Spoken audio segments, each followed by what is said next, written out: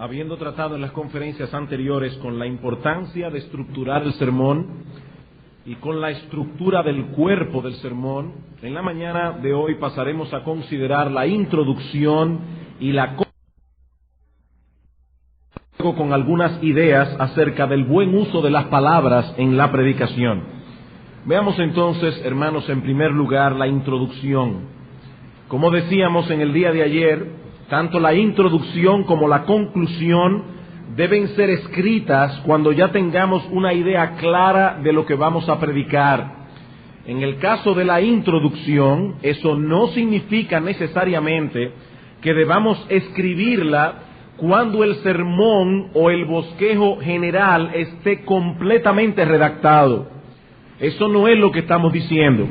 Pero debemos tener al menos los puntos principales del armazón antes de aventurarnos a redactar la introducción. La introducción del sermón es sumamente importante y por lo tanto no debe ser descuidada en nuestra preparación y mucho menos eliminada. Como bien nos dice John Brodus, los hombres tienen una aversión natural hacia lo abrupto y disfrutan un planteamiento algo gradual. Rara vez un edificio tiene una apariencia agradable si carece de un portal o alguna clase de entrada que invite. Una pieza de música elaborada siempre tendrá un preludio de al menos unas pocas notas introductorias. Una buena introducción es aquella que logra al menos los siguientes propósitos. En primer lugar, desciende por el asunto que vamos a exponer. Una buena introducción despierta el interés. Y en segundo lugar, presentar el tema y preparar al auditorio para entenderlo. Un profesor de homilética decía que al empezar el sermón, el predicador debe asegurarse de que sus frases introductorias tengan garfios de hierro para cautivar en el acto la mente de sus oyentes. Una introducción debe tener garfios de hierro, atrapar y cautivar a los oyentes para que te escuchen. Cuando el predicador se sitúa detrás del púlpito, no debe asumir que todo el mundo allí está preparado para recibir la predicación o para poner su atención en ella. La introducción debe persuadir al auditorio, persuadirlo a poner toda su atención en lo que se dirá a continuación. Y aquí, hermanos, algunos principios prácticos que debemos tomar en cuenta a la hora de preparar la introducción. Algunos principios prácticos. En primer lugar, la introducción debe estar íntimamente relacionada con el tema del discurso. Evidentemente, la introducción debe estar íntimamente relacionada con el tema del discurso. Tenemos que introducir lo que vamos a exponer. Si lo que vamos a exponer está divorciado de la introducción, eso no tiene sentido. Pero al mismo tiempo debemos añadir que la introducción debe ser distinta de la discusión. No debemos anticiparnos a lo que corresponde realmente al cuerpo del sermón, y esta es una práctica errónea muy común, entrar demasiado rápido en la introducción en asuntos que van a ser tratados luego en el cuerpo del sermón. La introducción prepara al auditorio para lo que vamos a tratar, pero no entra en el desarrollo del asunto mismo. En segundo lugar, la introducción generalmente debe ser breve. En segundo lugar, la introducción generalmente debe ser breve. Y digo generalmente porque hay casos excepcionales en que el tema requiere de una introducción más extensa que lo acostumbrado. Pero esos casos, hermanos, deberían ser los menos. La introducción, como ha dicho Maurice Roberts, debe ser como un apretón de manos que establezca la relación entre el predicador y la audiencia antes de servirles la comida del sermón. Es un apretón de manos y entra a predicar. Debe ser breve. En tercer lugar, la introducción debe generalmente consistir de un solo pensamiento. La introducción generalmente debe consistir de un solo pensamiento. Ella debe llevarme al cuerpo del sermón, no a otra introducción. Al cuerpo del sermón. Como alguien dijo al respecto, no hay que hacer un pórtico para otro pórtico. La introducción es el pórtico, ¿y a dónde me lleva? Al edificio, no a otro pórtico. Por lo tanto, la introducción debe tener una sola idea. Eso suele suceder cuando la introducción es larga y compleja, que la gente siente que lo están llevando de un pórtico a otro. Ese tipo de introducción hace sentir a la gente que se ha metido en un laberinto, que uno no sabe a dónde va a parar. Y la iglesia está allí pensando, ¿a dónde me quiere llevar este hombre? Y vuelta y vuelta. Hermanos, los laberintos son buenos para jugar al escondido, no para los sermones. Tan pronto hemos llamado la atención de nuestro auditorio y los hemos orientado en cuanto al tema que vamos a exponer, debemos entrar de inmediato en el cuerpo del sermón. Si seguimos dándole vueltas al asunto, alargaremos la introducción más de lo prudente. En cuarto lugar, la introducción debe ser interesante. La introducción debe ser interesante. Un autor dijo lo siguiente: los primeros minutos del sermón son cruciales. Es en estos momentos que el ministro se ganará o perderá la atención de la congregación. Si sus comentarios iniciales son triviales, aburridos, irrelevantes, probablemente perderá de principio la atención que de otra manera habrían podido dispensar de buena gana a sus oyentes. Si, por otra parte, empieza su sermón con lo que es de vital interés para la gente o que les atrae, se ganará su atención de entrada y los preparará para el mensaje que quiere dar. Hermanos, la introducción debe ser interesante. Eso no quiere decir necesariamente que debe ser pomposa. Eso no quiere decir necesariamente que tiene que ser extravagante. Hay personas que para captar la atención comienzan su sermón en una forma tan extravagante. Eso no es necesario.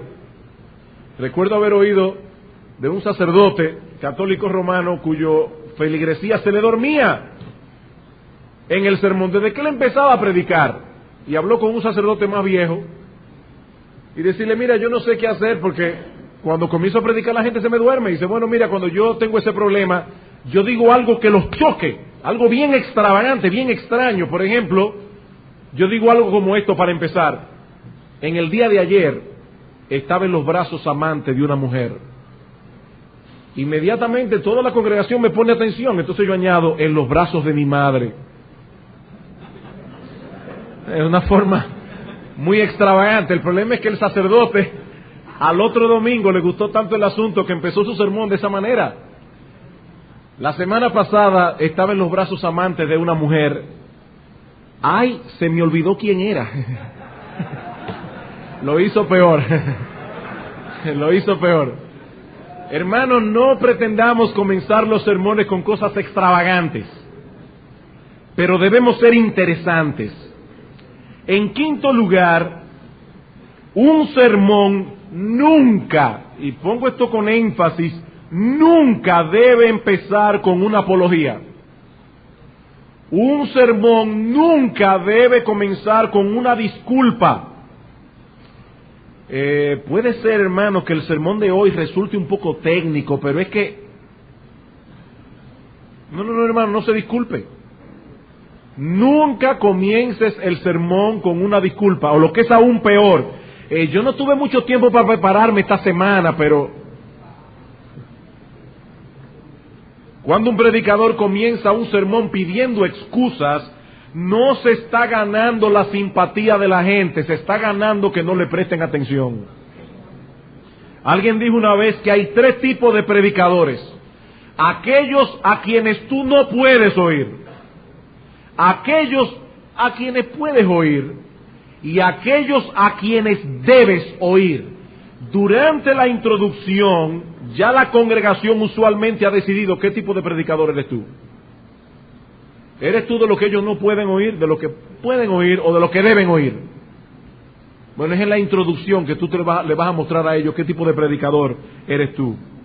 Otro error común, similar a este, es comenzar el sermón diciendo algo como esto. Pensando esta semana lo que yo iba a predicar, se me ocurrió hablar de tal o cual cosa. Eso le dice de entrada a la congregación que el asunto no es tan importante, sino que fue algo que se te ocurrió de repente, y como tenías algo que predicar, tenías que predicar de algo, pues decidiste hablar de eso. Hermanos, un buen predicador no es aquel que tiene que decir algo, es el que tiene algo que decir. No es el que tiene que decir algo, es el que tiene algo que decir. La congregación debe percibir en la introducción que nosotros tenemos algo importante que compartir con ellos. En sexto lugar, las introducciones deben ser variadas. Las introducciones deben ser variadas. Hay predicadores que comienzan siempre de la misma manera. Y si hacemos eso domingo tras domingo, eso puede generar que algunos en la congregación pierdan el interés desde el principio. Debemos variar la presentación de nuestros sermones. Nosotros podemos comenzar con el texto mismo que vamos a exponer. Por ejemplo, podemos explicar algo del contexto del pasaje. Podemos traer algunos detalles históricos, algunos detalles geográficos, que no solo arrojen claridad sobre el texto, sino que también lo hagan más vivo e impactantes e interesantes. Por ejemplo, vamos a predicar de Mateo capítulo 11, versículos 20 al 24.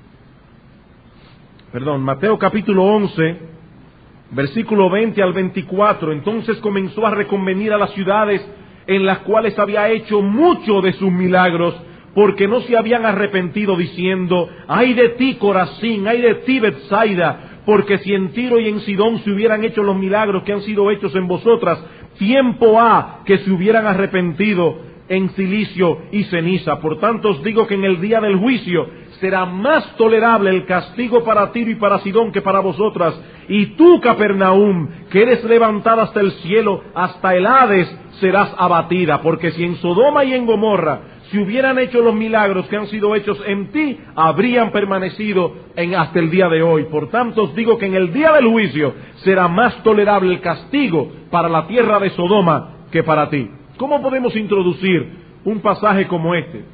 Permítanme sugerirles una introducción. Podemos comenzar diciendo algo como esto. En la margen noroeste del lago de Galilea hay una hermosa planicie que en los tiempos del Señor era llamada la tierra o llanura de Genezaret.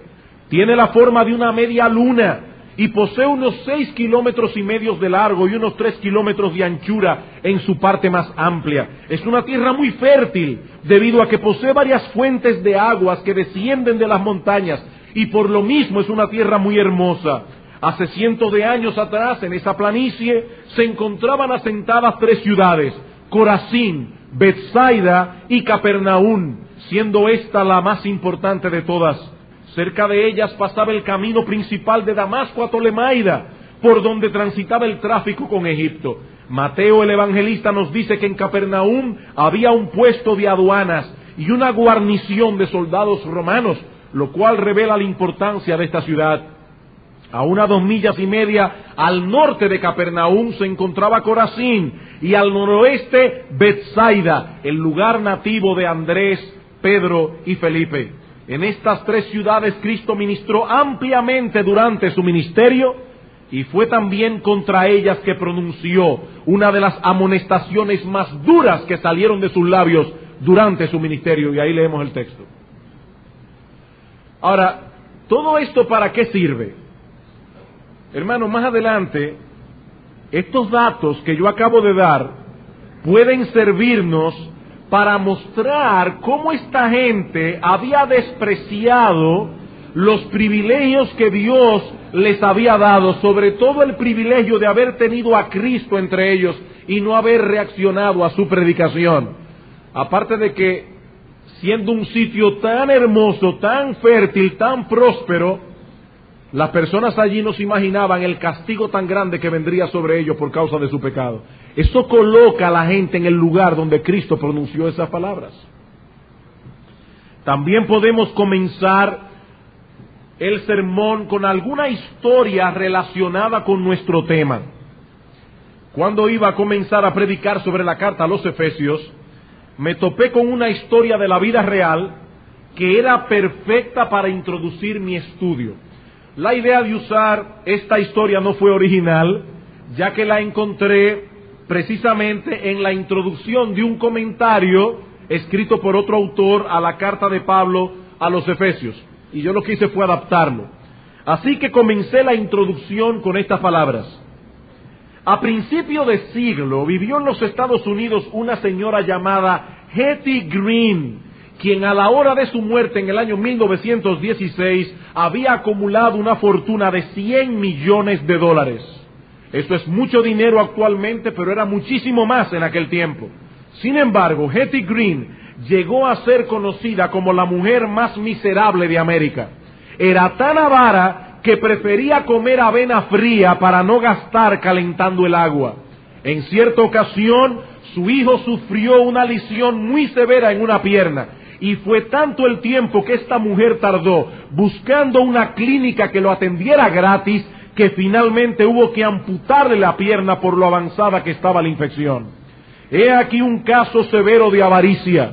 Esta mujer tenía enormes recursos a su disposición, pero tomó la decisión de no usarlos.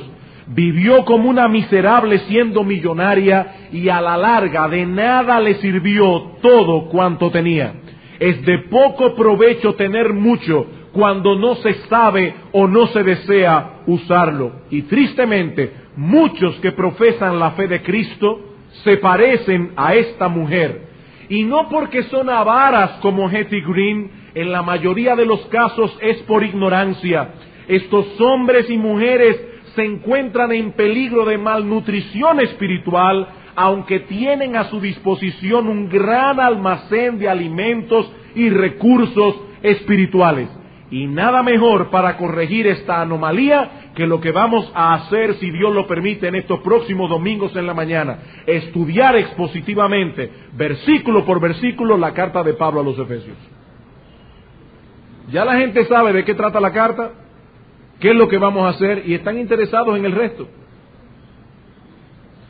Pero hay aún muchas formas variadas de comenzar un sermón. En el libro El redescubrimiento de la predicación expositiva, dicen ellos, pues son varios autores, que podemos comenzar nuestro sermón con estadísticas actuales que señalan un problema contemporáneo sobre el cual se hablará en nuestro mensaje. Podemos comenzar con ilustraciones históricas que sirven para familiarizar a los oyentes con el tema. Podemos usar sucesos actuales que se relacionan con el mensaje. Ayer hablábamos de la tragedia de Nepal. Es una historia impactante para comenzar un sermón sobre la mansedumbre. Podemos comenzar con historias de la vida real. Podemos comenzar con ilustraciones biográficas, con citas contundentes, con preguntas retóricas dirigidas a la audiencia. Preguntas retóricas son aquellas que no esperan una respuesta necesariamente. ¿Perseveraremos en el pecado para que la gracia abunde? En ninguna manera. Eso es una pregunta retórica. Podemos comenzar con experiencias personales del predicador, con problemas relacionados con la vida para los cuales se ofrecerán soluciones bíblicas.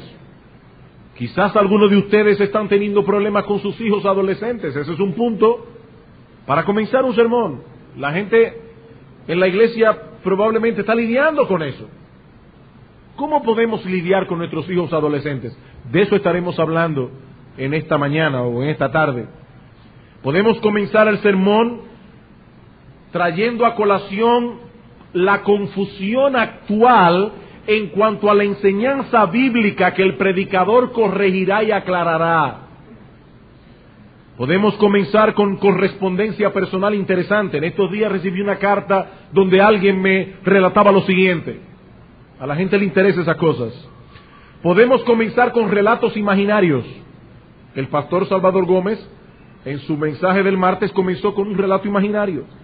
Podemos comenzar con parábolas de la vida real.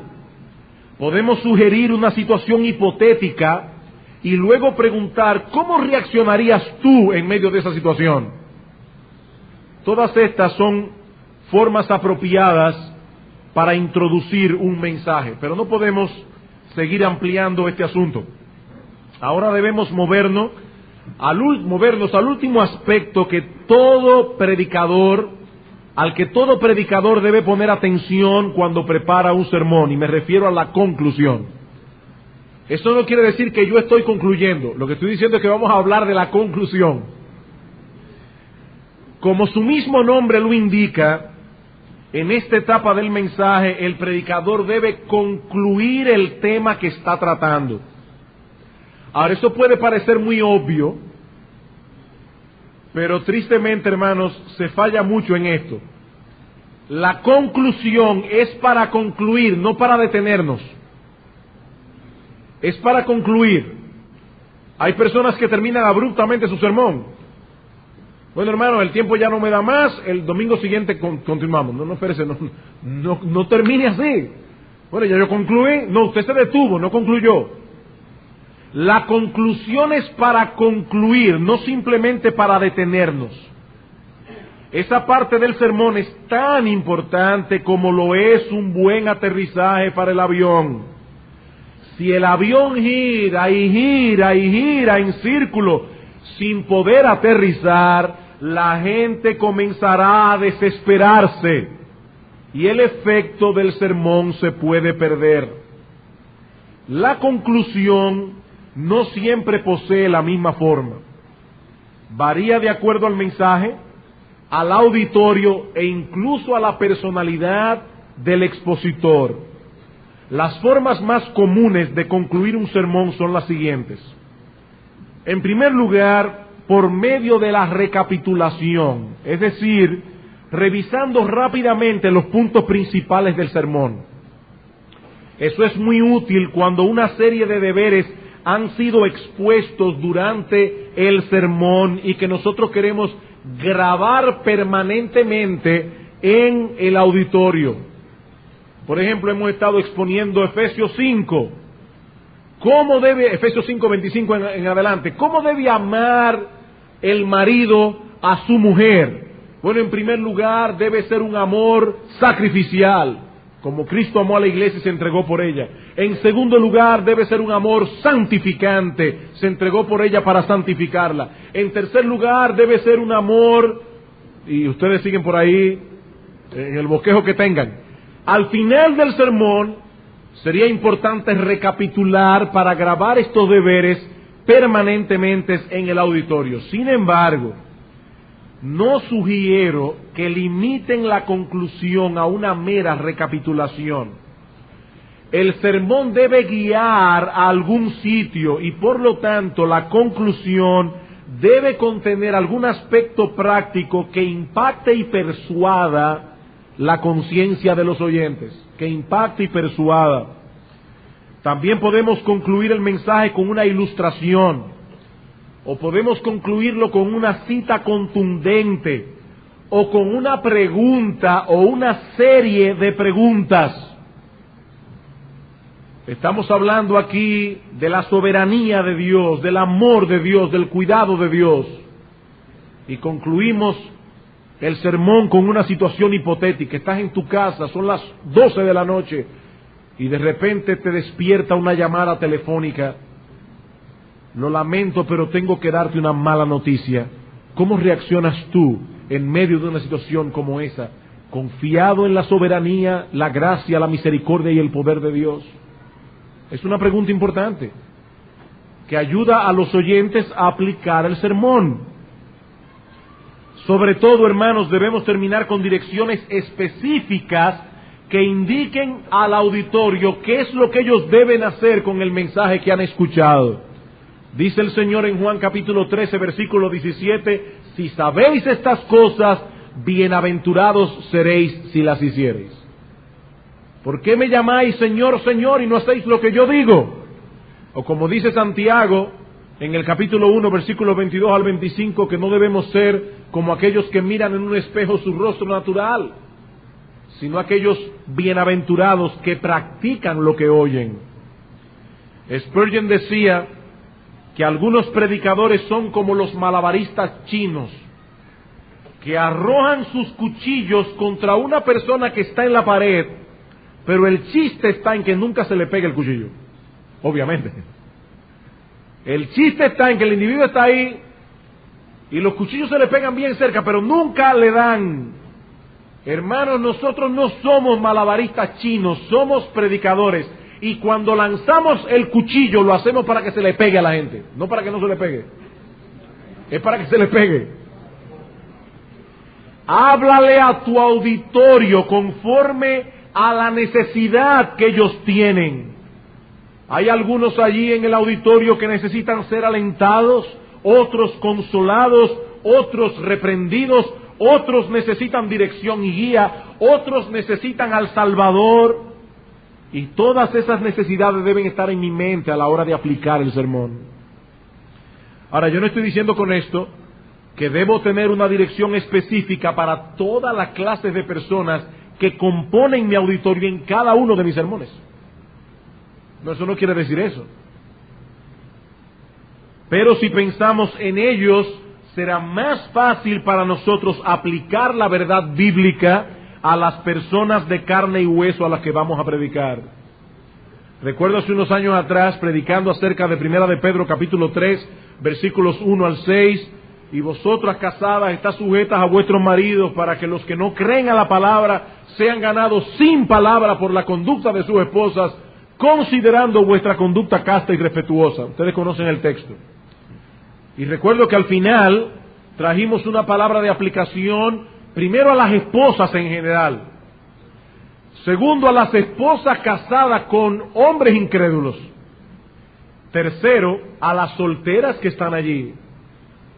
Y les decíamos, jóvenes solteras, noten cómo el apóstol Pedro está hablando aquí a las mujeres casadas con hombres inconversos, como si fuera una aflicción. Algunas hermanas llegaron al evangelio ya casadas con hombres inconversos, pero joven soltera, soporta la tentación de casarte con un incrédulo, porque ese es el infierno que te espera a ti. Hay una palabra para la soltera que podemos aplicar allí. Alguien sugiere los siguientes principios que debemos tomar en cuenta a la hora de preparar la conclusión. Principios para preparar la conclusión. En primer lugar, no añada material nuevo en una conclusión. Eso es una falta grave. No añada material nuevo en una conclusión. ¿Qué es lo que hace la conclusión? Concluir el tema que hemos estado tratando, no traer cosas nuevas. En segundo lugar, haga que la conclusión sea clara y específica. Como decía hace un momento, tírale los dardos al corazón de la gente. La predicación no debe ser un petardo chino que solamente haga ruido, debe ser una escopeta y los tiros deben ser tirados a las personas. Haga que la conclusión sea clara y específica. 3. Permita que su conclusión refleje las demandas del pasaje que acaba de predicar. Estamos concluyendo el pasaje que acabamos de predicar, o el tema. 4. Sea directo y breve. Sea directo y breve. Una conclusión debe ser proporcional al cuerpo del sermón. Si usted predicó 50 minutos, no alargue la conclusión más de 5 minutos. Aunque esto no es la ley de Media y de Persia. Se entiende que hay situaciones y situaciones, pero generalmente debe ser breve. 5, y esto es muy importante, cuando comience a concluir, concluya. No hay una cosa más frustrante que cuando la iglesia siente que el avión está a punto de aterrizar y ya la gente como que se preparó para eso, y de repente así, ¡ay!, y vuelve a acampanarse. Eso es frustratorio. No, hermano, si empezamos a concluir, concluye. Si ya empezaste a aterrizar, aterriza. Ay, es que de repente me vino a la mente algo, sí, pero ya lo dejaste atrás. Ya lo dejaste atrás. Si vas a concluir, concluye. Aterriza el avión. Que cuando ese avión comienza a dar vuelta y vuelta y vuelta, y ya la gente comienza a moverse en la silla y comienzan a inquietarse. Y con razón. Sexto, dirija la conclusión para hacer que las personas cambien sus creencias y o comportamientos. Nosotros estamos allí para arrojar luz en el área que estamos predicando. Tenemos que dirigir la conclusión a la que las personas tengan una nueva forma de pensar con respecto a esta luz que hemos traído de la palabra de Dios. De la palabra de Dios. Y séptimo, ya lo dijimos antes, tenga presente la composición de su auditorio. Me decía un pastor en España recientemente, recordando lo que el pastor Piñero hablaba hace un momento, que en la iglesia donde él se crió nunca iban inconversos, nunca. Pero los mensajes siempre terminaban con una apelación evangelística. Y uno se pregunta, ¿y para qué? Siempre con la misma apelación evangelística y nunca vienen inconversos. A menos que yo piense que en la iglesia hay personas que están allí que profesan ser miembros que son inconversos. Y eso es lícito. Eso es lícito. Pero yo tengo que pensar en las personas que componen mi auditorio. Si yo estoy predicando en un asilo de ancianos, yo no voy a llevar una aplicación de la crianza de niños. Porque esas personas están en otra cosa. En este asunto, hermanos, como en todo lo demás que hemos tratado en esta conferencia, la práctica es lo que nos hará más diestros en la aplicación de estos principios a la hora de redactar la conclusión. Ahora, hermanos, para finalizar, yo quisiera tratar con un aspecto más que se encuentra íntimamente relacionado con todo lo que hemos dicho hasta ahora sobre la preparación para predicar. Hemos hablado de estructurar el sermón, de cómo preparar el cuerpo del sermón. Hemos hablado de la introducción y de la conclusión. Pero todos esos elementos que componen un mensaje poseen a su vez un elemento que es común a todos ellos. Todos ellos están conformados de palabras. Hemos visto el sermón como un cuerpo. Dijimos que tiene huesos, tiene carnes y músculos y tiene ligamentos. Bueno, hermanos, las palabras son las células. Las palabras son las células de los que están hechos los sermones. Por tal razón, no quisiera concluir esta conferencia sin traer algunas ideas sobre el buen uso de las palabras en la predicación. El buen uso de las palabras en la predicación. En el día de ayer, en el tiempo de preguntas y respuestas, algunas preguntas giraron en torno a las notas del predicador. Y no vamos a repetir todo cuanto dijimos ayer al respecto. Lo lamentamos. Si usted no estuvo ayer aquí, no podemos repetir todo otra vez. Pero ya sea que escribamos todo el sermón, o ya sea que escribamos simplemente un bosquejo con unas cuantas notas, algunos más, algunos menos, o que no llevemos al púlpito absolutamente nada más que la Biblia, el punto es que debemos considerar con cuidado las palabras que vamos a usar en nuestra exposición. ¿Qué clase de palabras debemos usar al predicar? Hermanos, créanme, esto es trascendental. Los sermones se componen de palabras. Usted puede tener una idea brillante, pero si las palabras que escogió no fueron apropiadas, el efecto se perderá. ¿Qué clase de palabras debemos usar al predicar? Bueno, en primer lugar, deben ser palabras simples y claras. En primer lugar, deben ser palabras simples y claras. De un político inglés se dijo en cierta ocasión que era un retórico sofisticado, embriagado con la exuberancia de su propia verbosidad. Sería muy triste que se dijera eso de un predicador. Hay personas que les fascina oírse a sí mismos. Entonces buscan palabras pomposas, exuberantes, extraordinarias, porque les gusta cómo suenan. Hermanos, no debemos llevar al púlpito un lenguaje rebuscado y oscuro. Debemos ser simples y directos para que todo el mundo entienda. ¿Qué es lo que tú quieres? ¿Que la gente piense que tú hablas bien o que entiende el mensaje? No, que la gente entienda el mensaje. Pues díselo directa y claramente. Leí en estos días un reporte que me llamó muchísimo la atención, que alguien escribió para el servicio social acerca de una paciente. El reporte decía lo siguiente, y los médicos son fantásticos para hablar con una jerga que nadie entiende, excepto ellos. Pero el reporte decía lo siguiente: este anciano geriátrico de sexo femenino tiene múltiples problemas articulares que limitan las actividades deambulatorias. La ausencia de un intercambio verbal agrava su separación de la realidad y refuerza su aislacionismo. Ya no es capaz de relacionarse con los hechos a estas alturas.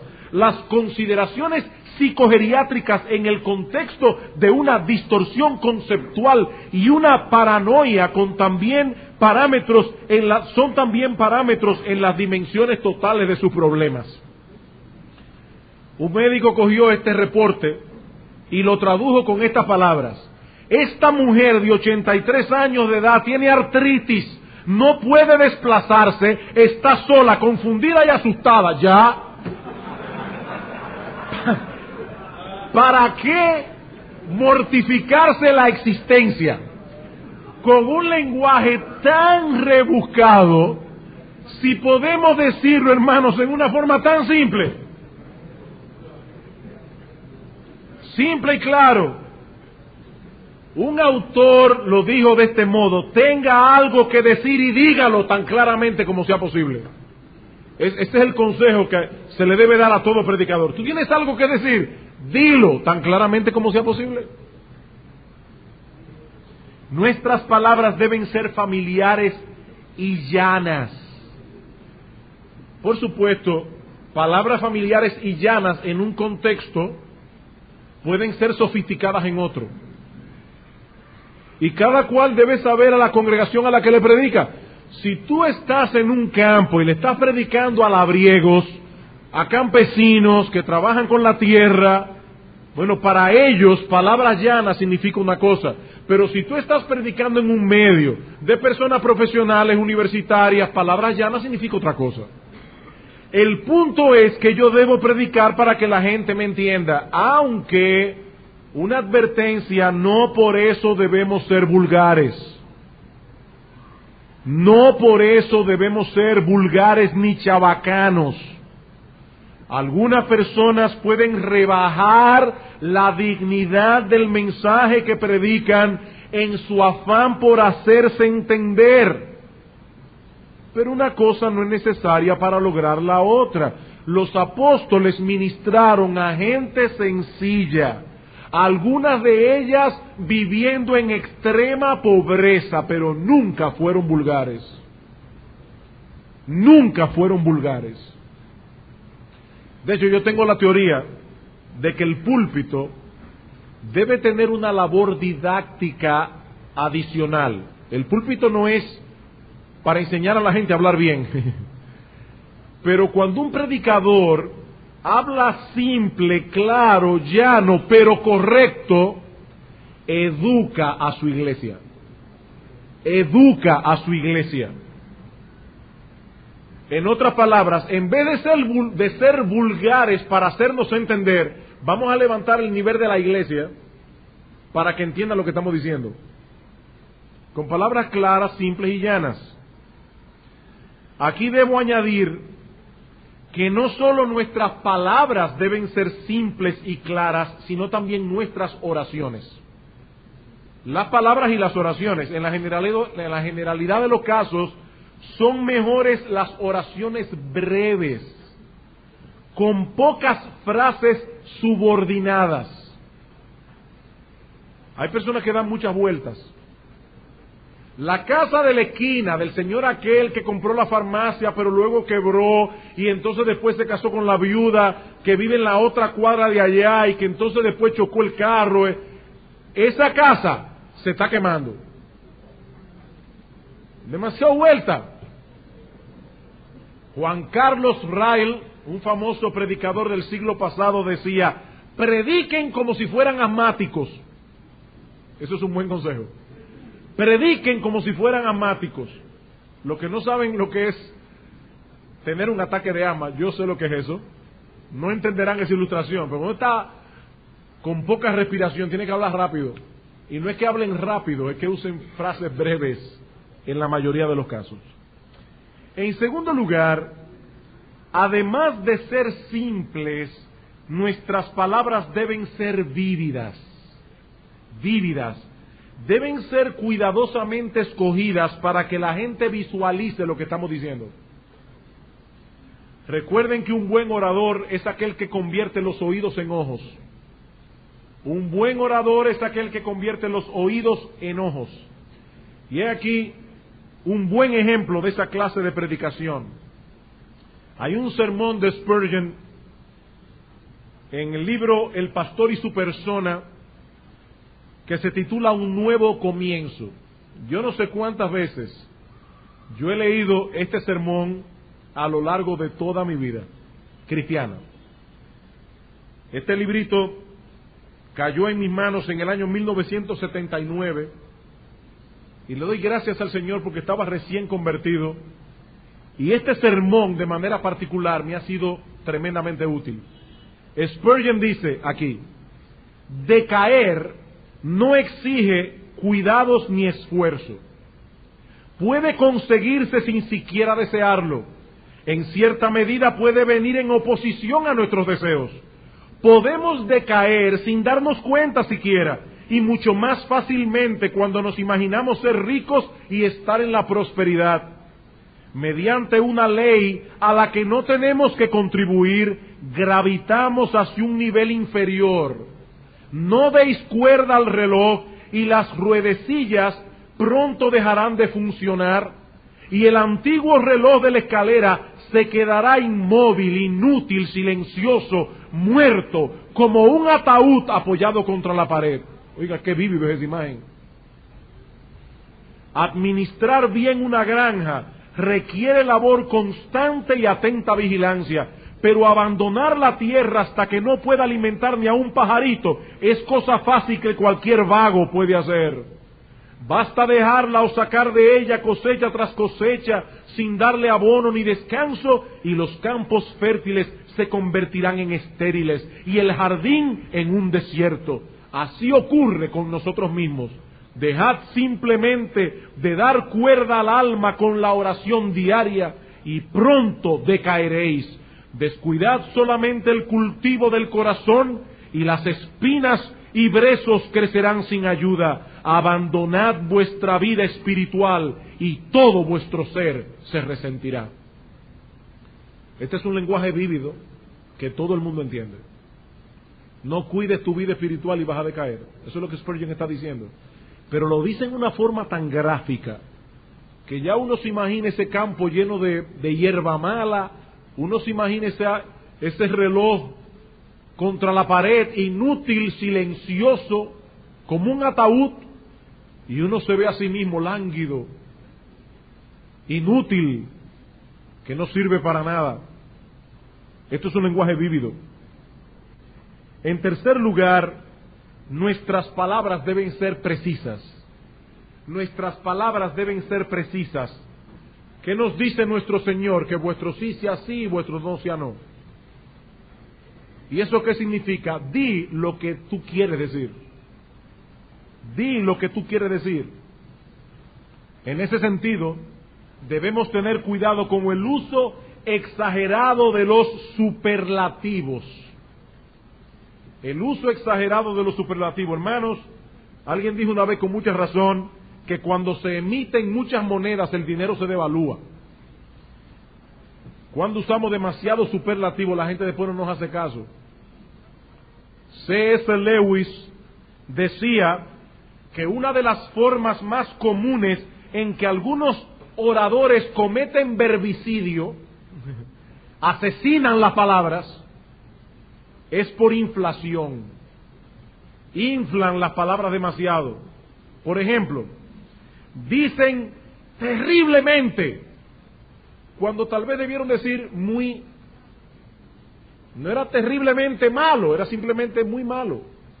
O tal vez simplemente malo. No diga terriblemente malo si no era terrible. O usan tremendo en vez de gran. Es un tremendo problema. Pero tal vez era simplemente un gran problema o un problema. ¿Recuerdan a Pedrito y el lobo? Ahí viene el lobo, ahí viene el lobo. Y cuando vino el lobo nadie le creyó. Cuando nos acostumbramos a hablar con tantos superlativos, luego la gente no nos creerá cuando lo usemos apropiadamente. Hermanos, esto que voy a hablar en esta mañana es tremendamente importante. Asegúrate de que es tremendamente importante. Porque llegará el momento cuando tú digas que algo es tremendamente importante y la gente dirá, eso es lo que él dice. Él acostumbra a decir eso en todos los sermones. Debemos hablar de tal manera que cuando digamos a nuestra gente que algo es terrible, la gente crea que es terrible. La gente crea que es terrible. No cometamos verbicidio por inflación. Bien, hermanos, hasta aquí algunos consejos prácticos que pueden sernos útiles, que pueden sernos de ayuda en la preparación de nuestros sermones. Muchas cosas, todo esto que hemos dicho aquí pero hermanos, no estamos solos de tu labor. Nuestra responsabilidad es ser fieles de lo que Él nos ha dado ministrando en el lugar en el que Él nos ha colocado. Cada cual conforme que Dios le dio. Hermanos, siempre habrá predicadores que predicarán mejor que nosotros. Siempre habrá predicadores que predicarán mejor que nosotros. Motivo de alegría, si nosotros amamos que prospere conmigo, que prospere con otro. Hermano, a veces estamos enredados con un texto bíblico y le hemos dado vuelta al asunto por arriba, por el medio, por abajo, hemos orado y de repente vamos a un libro de alguien de más experiencia a ver cómo trató el asunto y él lo pone tan fácil y uno se pregunta, ¿por qué yo no tengo esa capacidad? Bueno, mi hermano, Dios le dio a él esa capacidad, no me la dio a mí. Pero cada cual debe ministrar conforme a lo que tiene, no conforme a lo que no tiene. Nuestro Dios no es como Faraón. Él no nos va a pedir que hagamos ladrillo y no nos va a dar la paja. Cada cual conforme a lo que tiene. De lo que yo debo asegurarme es que no haya nadie que sea más fiel que yo con lo que yo tengo. Nadie que sea más fiel. Si son mejores predicadores, oremos por ellos, para que Dios siga usándolos en su obra cada vez más ampliamente. Pero si son más fieles, oraré por mí, para que Dios me dé un corazón como el de ellos. Bueno, yo no voy a predicar como ellos predicaban, pero yo quiero ser tan fieles como ellos fueron fieles. Yo no voy a ser tan buen predicador como Spurgeon, yo no voy a ser tan buen predicador como Whitefield, pero ellos eran hombres sujetos a pasiones iguales que las nuestras. Ellos no eran superhombres. Si ellos fueron fieles a Dios en predicar con lo que Dios les dio y ministrar con lo que Dios les dio, tú y yo tenemos que ser igualmente de fieles. No vamos a ser igualmente de buenos, pero vamos a ser igualmente de fieles. El predicador eminente y el que no lo es tanto, ambos participan de un enorme privilegio. Ambos son embajadores del Rey de los cielos. No solo es embajador el que predica bien y excelentemente bien. No, hermanos, todo aquel que ha sido llamado por Dios a predicar su palabra es un embajador del Rey de los cielos. Esa es nuestra identidad, esa es nuestra gloria. Por eso le decía Guillermo Carey a su hijo mío, si Dios te llama a predicar su palabra, no te rebajes a ser embajador del Rey de Inglaterra. No te rebajes a ser embajador del Rey de Inglaterra. Que Dios nos ayude y nos prospere en nuestros ministerios, de tal manera que las ovejas del rebaño de Cristo sean adecuadamente alimentadas y pastoreadas a través de nuestra ministración. Vamos a orar.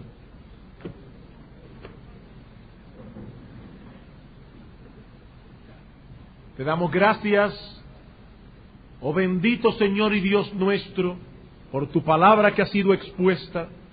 Padre nuestro, Señor y Dios Todopoderoso, te suplicamos que tú nos ayudes a usar estas herramientas, no para ser predicadores famosos, sino para ser predicadores fieles, pastores que alimenten el rebaño adecuadamente para la gloria de tu nombre y el bien de las almas.